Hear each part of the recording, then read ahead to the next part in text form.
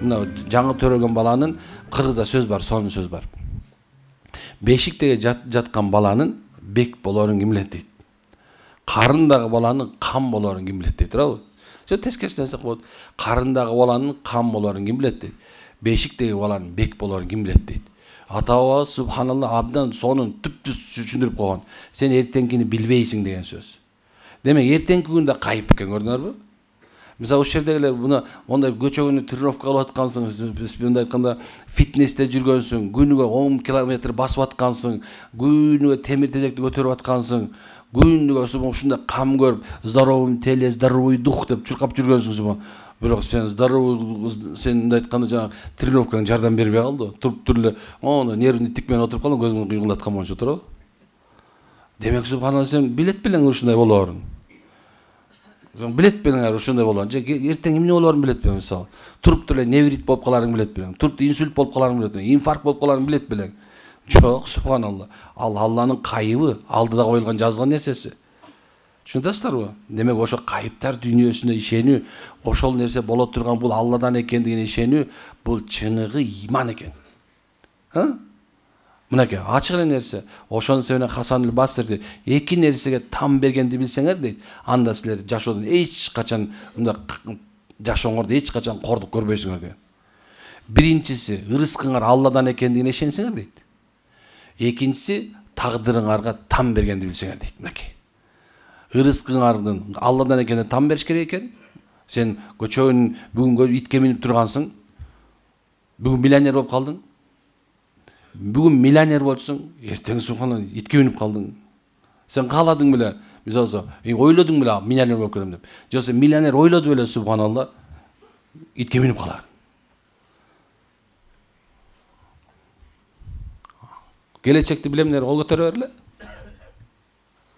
Жок экен да турабы? Ошон үчүн кыргыздардын субхана акыйдасы мощтуу болгон.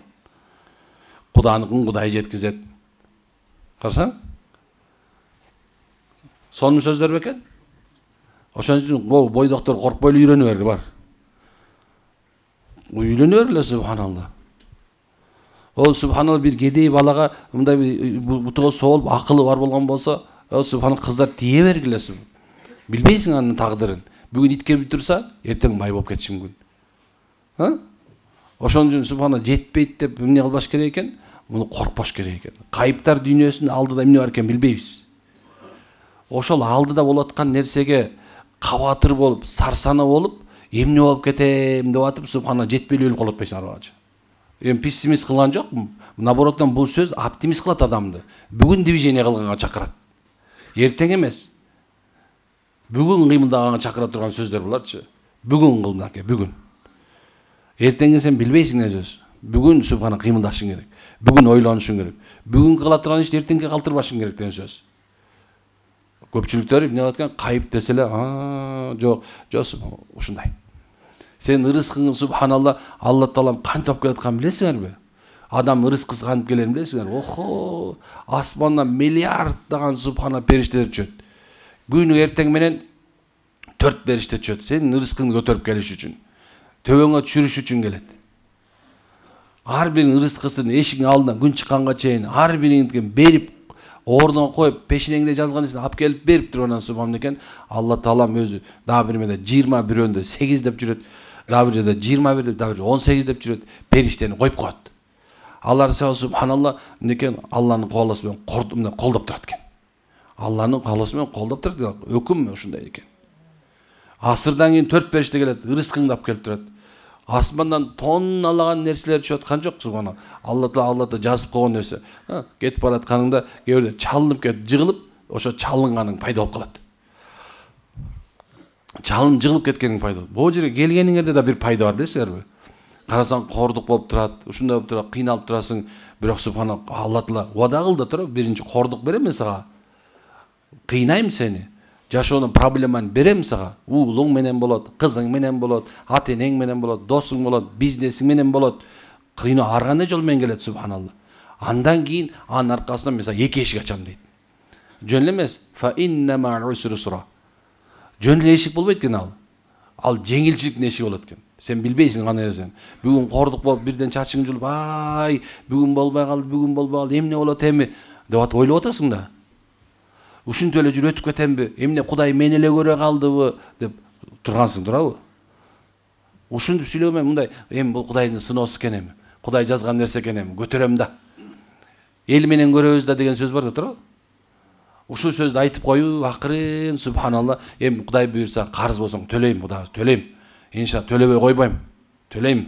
Ден соолук болгон болсо, ден соолук кеткен болсо, бу да бир убактылуудур деп дарысын ичип, аракеттин кылып, бир аз кыймылдап аялың кетип калган болсо эмне кылам эми субханалла деп ага бир аз кичинекей мындай эме алып бар алдынан түшүп ар жак бер жагын кылып атып коем кел жарашалы мындай жашайлы күйөөсү субан таштап кеткен болсо эмне кылабыз эми тагдырга салган нерсе экен деп балаңды багып субан акмак кайра кайтып келер деп жакшы ниет менен машалла сабыр кылып турган болсо ошо оорчулукка эки эшик жөн эле ачылып кетет ал эшик башкача эшик болот уже эми түшүнүп атасыздарбы ошол себептен адамдын башына кайыптар дүйнөсүнөн келет балалар.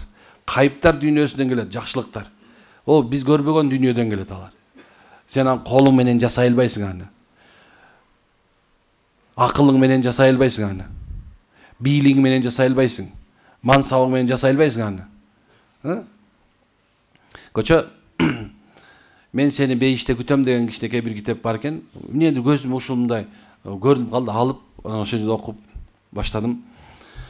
Мындай бир аңгемелер жыйнак экен, түрк тилинен которулган экен. Анан бир окуя бар экен. Мен аябай бир кызык башкача таасир алдым. Бир адам өзүнүн окуясын жазыптыр. Анда мындай дептир. Мен колумда бар адам элем. Анан аялым үйлөнгөндөн кийин аялым жөнөкөй үйлөнүп алдым эле. Анан жылдар өтүп акчалуу болгон себебинен аялым дайыма эми акча менен чечсе болот да любой нерсени. Акча менен чечсе болот да. Это не проблема, акча любой нерсени чечет деп жүр. Анан бир күнү ушинтип келерден кой мындай дебе келинчегим. Акча бар нерсени чечпейт сен. Койчу ушинтип эле бересиң. Мындай жашоо деген акча менен болот атпайбы?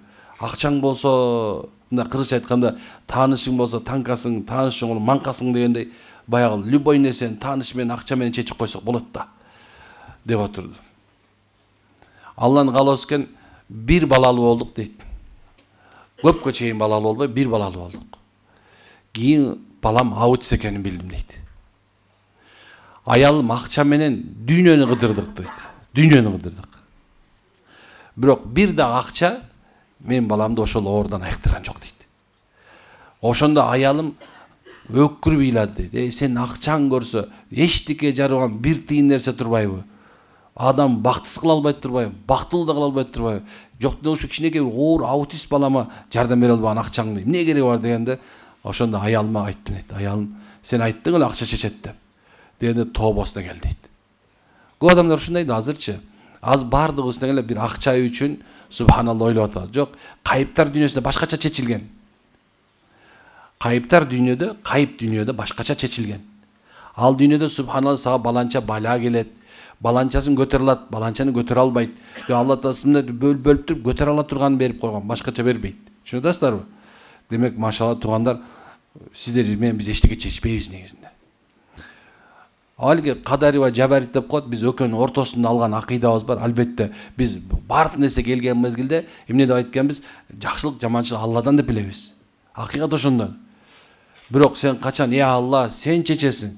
Мен проблема чече албайм деп себебин кылган болсоң, анда мына туура болгон болот. Ошо себеп кылгандан кийин дагы кайыптар дүйнөсүндө сага кандай чечим болсо ошого даяр болушуң керек. Кандай даяр болуш керек экен десе, жакшы болсо дагы даяр болушуң керек, жаман болсо да даяр болушуң керек. Ошо үчүн урматтуу тууганым, машалла, айтайын деген максат ушул эки, эмне экен, сизге келген балага сабыр кылыш керек. Бизге келген, башыбызга келген балага сабыр кылыш керек. Бардыгыбыз сабыр кылалы. Мындай оозуңду керип сүйлөп алба. Мен деп алба. Дагы бир нерседе көп адамдар өзүнүн башына баланы бирөөгө мындай тыңсындырып тап келет экен. Көчөнү бирөө, мен дайыма айта берем муну, дагы айтам. Көчөнү бирөө жаныга бирөө башың ооруп баш ооруп келсе, ушу башым эле дей бересиң. Ичип койчу да, даарыны эмне атасың? Досум, дары ичсем деле болбойт аты. Канча дарыгер көрдүм, болбойт. Койчу ушуну теле бересиң. Тур, монда спортмен занятся, жос аялдарга барасың дейт тур. Эми эмне болду? Бүгүн ошол баш оор сенин башыңа келип калды. Барып көрдүң баарына, өзүң айткан рекомендацияга да барып көрдүң. Бирок сенин башың айыкпай атат.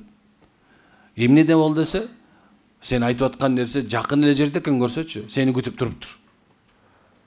Ошол нерсе башыңа келип калды. Көчөгүндө бирөө тыңсынып аткансың, ал эми ошол ушуну көрмөк ал. Нормально эле болбойт беле. Бүгүн ошо көрүп аткан нерсе башыңа келип калды.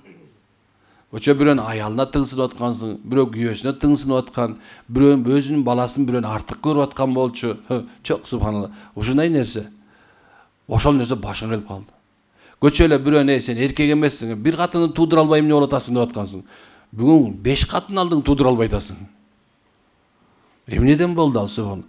Ооз кери мындай айтканда, чоңураак сүйлөп койгон сен башыңа келди ушундай. Бирок кайсы адам болсун, бир нерсеге мындай айтканда, ооз келип жөн мындай чоңураак сүйлөп алсаң, ошол нерсе башыңа. Жафар деген рахимулла өзүнүн китебинде ушундай айткан. Мен дейт, бирөө жөнүндө сүйлөгөндөн корком дейт. Анткени экинчи эле бурулушта ошол нерсе мени күтүп турат деп ишенем деп айткан экен. Экинчи эле бурулушта, бул буруш менен тиги бурулушта турат ошол нерсе. Мына ошондой. Ошо сени урматтуу бир туугандарым, тооба деген нерсеге аябай көңүл буруш керек. Мына ушул жерде турганда баарыбыз тооба кылалы. Угуп аткандар да тооба кылсын. О Кудай, тилимен жаңылдым, кечирим. О Кудай, кечир. Тилимен жаңылып алдым, кечир деп туруш керек. Монтип кыргызча тооба кылдым деген сөз бар го. О тооба кылдым, тооба кылдым. Ой Алла, тооба деген сөздү такырынтпаш керек. Бирөө жөнүндө ойлоп алдың, автоматик кой Алла. Өз башы менен кетсин, кой. Бизге жакында өз башы менен кетсин болду, я Алла. Ошон үчүн пайгамбар саллаллаху алейхи вассалам мындай деп айткан сөзү бар. Ушак айтып аткан адам бир күнөө табат экен да. Мына ушак айтып аткан канча табат экен? Канча табат экен дейм? Ушак айтып аткан бир күнөө табат экен. Бир угуп турган 2 эсе табат да. Ошол ушак деп аткан угуп турган адам 2 эсе табат. Эмнеге билесиңерби? Анткени ошол угуп турган үчүн тиги айтып атат да.